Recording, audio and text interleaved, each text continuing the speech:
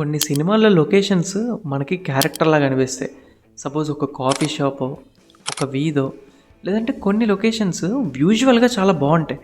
అదేదో వాళ్ళు స్పాంటేనియస్‌గా తీసేసింది కాదు. దాని వెనకాల ఎంతో ప్లాన్ అండ్ ప్రొసీజర్ ఉంటది. అలాంటి ఒక లొకేషన్ స్కౌటింగ్ లాంటి ఒక కాన్సెప్ట్‌ని నువ్వు తీసి ఒక ఫీచర్ ఫిల్మ్ అయినా, ఒక షార్ట్ ఫిల్మ్ అయినా ఆర్ ఎనీ వీడియో నువ్వు ఒక లొకేషన్‌ని ఎంత నీట్‌గా వెతికి అసలు నీ కథకు తగ్గట్టు నువ్వెలా తీయాలనేదే ఈ వీడియోలో మనం ఆ యొక్క బేసిక్స్‌ని, ఆ యొక్క టిప్స్‌ని మనం తెలుసుకుందాం. నువ్వొక ఎంథూసియాస్ట్ ఫిల్మ్ మేకర్ అయితే నాలాంటి ఒక మంచి జెన్యూన్ కాంటెంట్ క్రియేటర్‌ని ఫాలో అయిపో.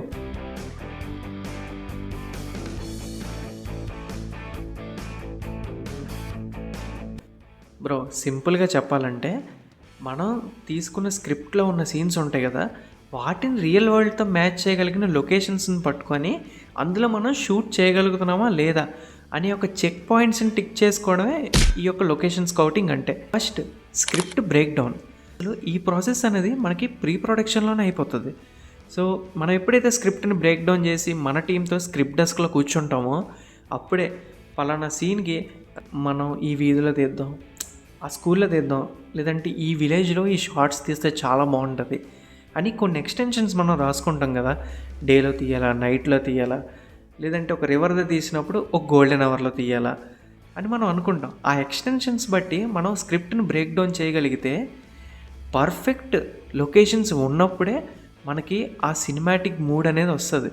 అండ్ చూస్తున్న ఆడియన్కి నిజం చెప్తున్నాను, ఎంత రియలిస్టిక్గా తీశారా బాబు వీళ్ళు అని అనిపిస్తుంది అన్నమాట. ప్రతిదీ చాలా క్లియర్గా క్రాస్ చెక్ చేసుకోవాలి స్క్రిప్ట్ బ్రేక్ డౌన్ అప్పుడు. ఇది చాలా చాలా ఇంపార్టెంట్. ఇప్పుడు మనం చెక్ లిస్ట్ చేసుకున్నాక మన కళ్ళకి ఏదో ర్యాండమ్గా కనిపించినవి కాకుండా మన స్క్రిప్ట్ బ్రేక్ డౌన్ బట్టి మనకి ఎగ్జాక్ట్గా ఏది ఏ లొకేషన్ కావాలనేది మనకు తెలిసిపోతుంది.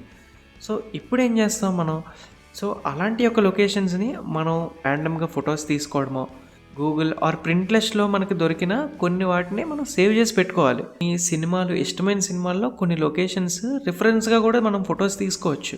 బట్ రీసెర్చ్, మనం బయటికి వెళ్ళిపోయి ఏదో లొకేషన్స్ కోసం మన టైం వేస్ట్ చేసుకునే కంటే ఫస్ట్ గూగుల్ మ్యాప్స్ ఇలాంటి వాటి మీద ఆధారపడి మన సిటీలో మనకు కావాల్సిన లొకేషన్స్ ఎలా ఉన్నాయా, అక్కడ ఏమైనా పార్కులు ఉన్నాయా, లేదంటే స్కూల్స్ ఉన్నాయా, పబ్లిక్ ప్లేసెస్సా, ట్రాఫిక్ ఉంటుందా, కొంచెం బేసిక్ రీసెర్చ్ మనం చేయగలిగితే డెఫినెట్గా మనకి చాలా టైం యూజ్ అవుతుంది.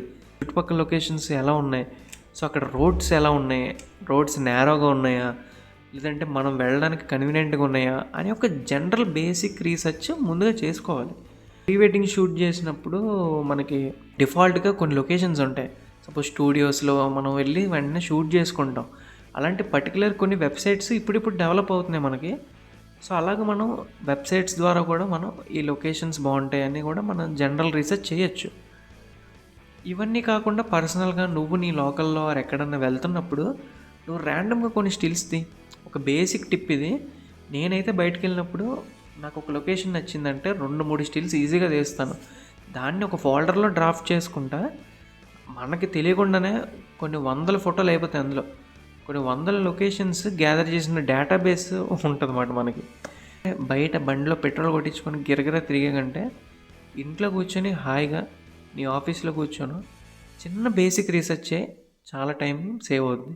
స్మార్ట్ వర్క్ ముఖ్యం మిగిలి. And number 3 check list. ఈ చెక్ లిస్ట్లోనే నీ 70% ఆఫ్ లొకేషన్ స్కౌటింగ్ వర్క్ అనేది మోస్ట్లీ కంప్లీట్ అయిపోద్ది. ఫస్ట్ మనం ఒక లొకేషన్కి వెళ్ళాక మన కళ్ళతో కాకుండా అసలు మన కెమెరా ఏం చూస్తుంది, మనం అనుకునే కొన్ని స్టాండర్డ్ షాట్స్ వైడ్ కానీ క్లోజర్ కానీ మీడియం షాట్స్ అక్కడ తీయగలుగుతున్నామా లేదా, బ్యాక్గ్రౌండ్ ఎంత క్లియర్గా ఉంది, అండ్ మోస్ట్ మెజారిటీగా మనం చెక్ చేసుకోవాల్సింది మన క్యారెక్టర్స్ ఫ్రీగా మూవ్ అవుతున్నాయి అక్కడ. అండ్ మనం మల్టిపుల్ యాంగిల్స్లో షూట్ చేయగలిగితే అది వన్ ఆఫ్ ద మంచి లొకేషన్ నీ కెమెరాకి నువ్వు విజువల్ స్టోరీ టెల్లింగ్కి చూపించడానికి. అండ్ మెజారిటీ కొన్ని ఎలిమెంట్స్ ఉంటాయి, లైక్ మన ఫ్రేమ్లో అన్వాంటెడ్ ఎలిమెంట్స్ ఉంటాయి, కొన్ని సైన్ బోర్డ్సో లేదంటే కొన్ని అవి మనకు అనవసరం ఉన్న మన స్క్రిప్ట్కి మ్యాచ్ అవ్వవి. అవి ఎడిట్ వరకు వెళ్ళి అంటే చాలా డిస్టర్బ్ క్రియేట్ చేస్తే బోల్డ్ టైం వేస్ట్ అయిపోద్ది. దాంతోపాటు మనం ఈ యొక్క ఫ్రేమ్ కంపోజింగ్ చేసుకునేటప్పుడు ఒక టైం సేవ్ అవుతుంది. ఫ్రీగా ఉండాలి లొకేషన్ అనేది. సో మనం ఏదన్నా సరే కంపాక్టబుల్గా అప్పటికప్పుడు షిఫ్ట్ చేసిన ఆ యొక్క షార్ట్స్ని మనకి టైం ఎంత డ్యూరేషన్ తీసుకుంటుంది అనేది కూడా చెక్ చేసుకోవాలి. చెక్ లిస్ట్లో one of the major thing lights. Shoot లొకేషన్లో మనం ఎంతలాగా సన్లైటో లేదా ఈ న్యాచురల్ లైట్ ఉపయోగపడుతుంది. సపోజ్ మనం ఒక ఇన్సైడ్ తీయాలి, ఒక పెద్ద విండో ఉందా లేదా, పర్ఫెక్ట్గా న్యాచురల్ లైట్ సాఫ్ట్ లైట్ ఏమైనా వస్తుందా లేదా హార్ష్ లైట్ ప్రజెంట్ అవుతుందా, లేదు బాగా ఓవర్ ఎక్స్పోజర్ అయిపోతుంది. సో ఆ లొకేషన్లో మనం ఒక డిఫ్యూజర్ సెట్ చేయాలి. ఇప్పుడు ఆ డిఫ్యూజర్ సెట్ చేయడానికి సరిపడా స్పేస్ ఉందా లేదా. సో ఇలా లైట్స్ సంబంధించి మన లొకేషన్లో లైట్స్ ఎంత హెల్ప్ఫుల్ అవుతున్నాయి అంటే, మనం ఏదో ఒక ఆర్టిఫిషియల్ లైట్స్ సోర్స్ని ఉపయోగించుకునే కంటే మనకి త్రూఅవుట్ న్యాచురల్గా లైట్స్ ఎంత బాగా మన లొకేషన్లో వాడుకోవచ్చు అనేది సెట్ చేసుకుంటే చాలా బడ్జెట్ కవర్ అవుతుంది.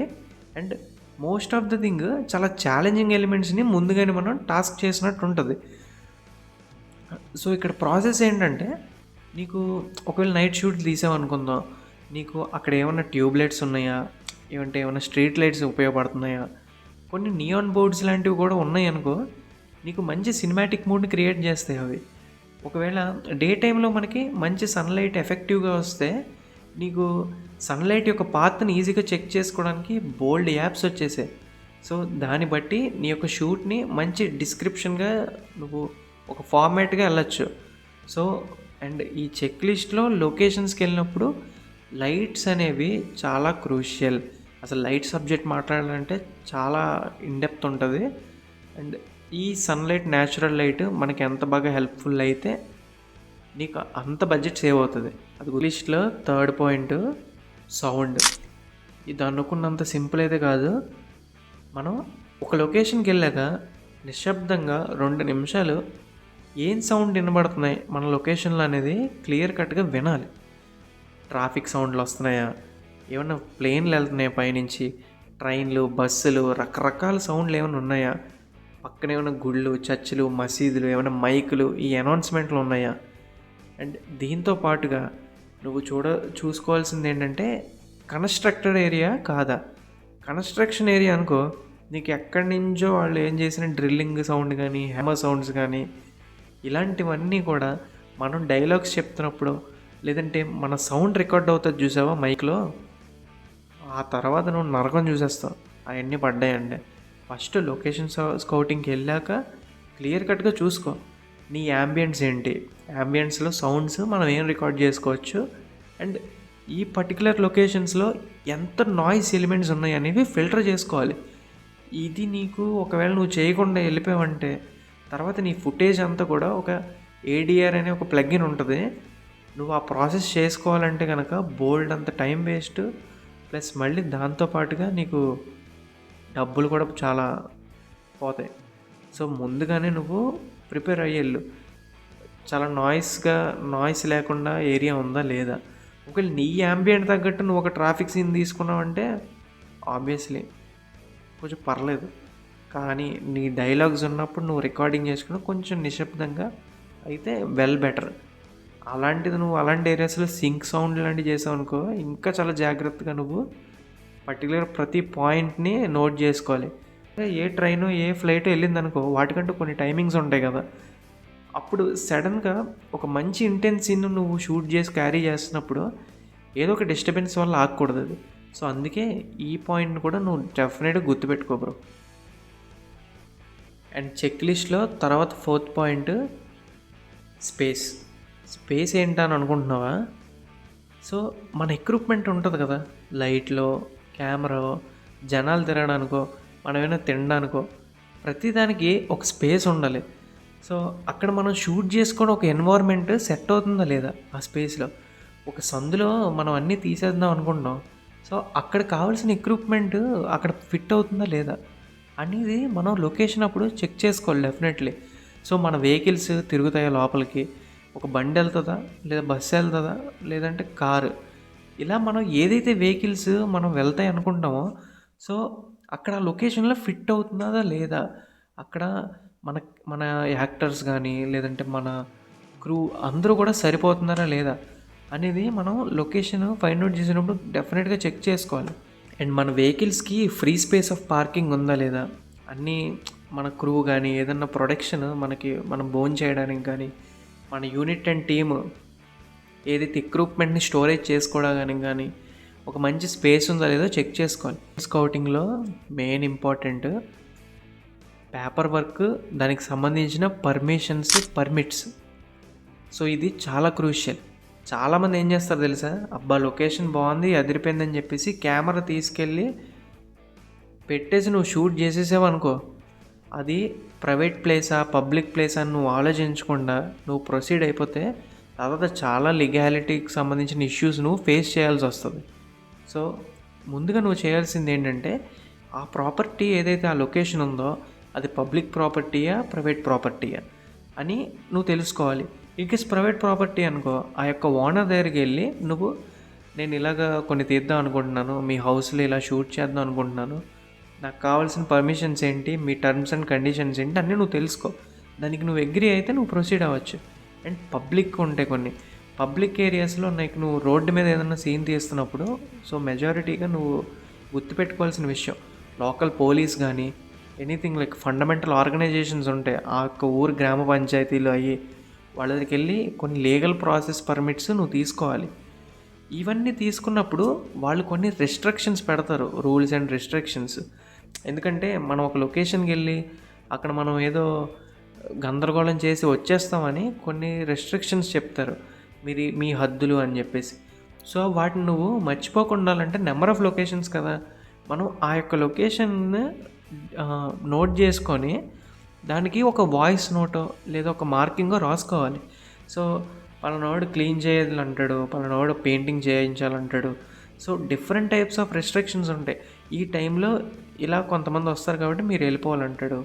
సో వాడు పెట్టిన రెస్ట్రిక్షన్స్ నువ్వు వాయిస్ నోటో లేదా సంథింగ్ ఏదన్నా ముందుగా చేసుకున్నావు అనుకో, నీ టీంతో నువ్వు ఆ లొకేషన్కి వెళ్ళినప్పుడు కొంచెం కొలాబరేట్ అయ్యి, సో ఇక్కడ వరకే పరిమితులు, ఇక్కడ వరకే కొన్ని పర్మిషన్స్ ఉన్నాయి, డ్రోన్ ఎగరేస్తే అక్కడ వరకే వెళ్ళాలి అని ఆ లీగాలిటీ పర్మిషన్స్ లేదా వాళ్ళు పెట్టిన రూల్స్ అండ్ రెస్ట్రిక్షన్స్ నువ్వు నీట్గా ఫాలో అయితే నీకు మళ్ళీ లొకేషన్ మళ్ళీ నువ్వు షూట్ చేసుకోవడానికి వాళ్ళు కొంచెం ఇంప్రెస్ అవుతారు, ఓకే బాగానే ఉంచారని. అండ్ క్లీనింగ్ ప్రాసెస్ చాలా ఇంపార్టెంట్. నీకు వాళ్ళు ఏ విధంగా నీకు ఆ లొకేషన్ ఇచ్చారో నువ్వు బయటకు వెళ్ళేటప్పుడు అంతకంటే బాగా క్లీన్ చేస్తే నీకే మంచిది, బెనిఫిట్ బ్రో. ఇది పేపర్ వర్క్ సంబంధించి చాలా ఫార్మాట్స్ ఉంటాయి అండ్ వాటికి చలానాస్ కట్టాలి, రకరకాల రూల్స్ అండ్ రిస్ట్రిక్షన్స్ ఉంటాయి. అండ్ నువ్వు ఫిలిం యాస్పిరెంట్ అయితే, నువ్వు ఒక బిగినర్ అయితే కొన్ని టిప్స్, నీ లొకేషన్కి నువ్వు మంచి రెస్పెక్ట్ ఇవ్వాలి. నువ్వు వెళ్ళి నీ అంతటి నువ్వు లొకేషన్ని షూట్ చేసుకున్నాక ఇందాక చెప్పినట్టు క్లీను, ఆ జనరల్ ప్రొసీజర్స్, ఆ రూల్స్ నువ్వు ఫాలో అవ్వాలి. అండ్ నెంబర్ 2, లొకేషన్ అనేది ఒకటే కాకుండా ఆప్షన్ ప్లాన్ బి కూడా నువ్వు పెట్టుకోవాలి.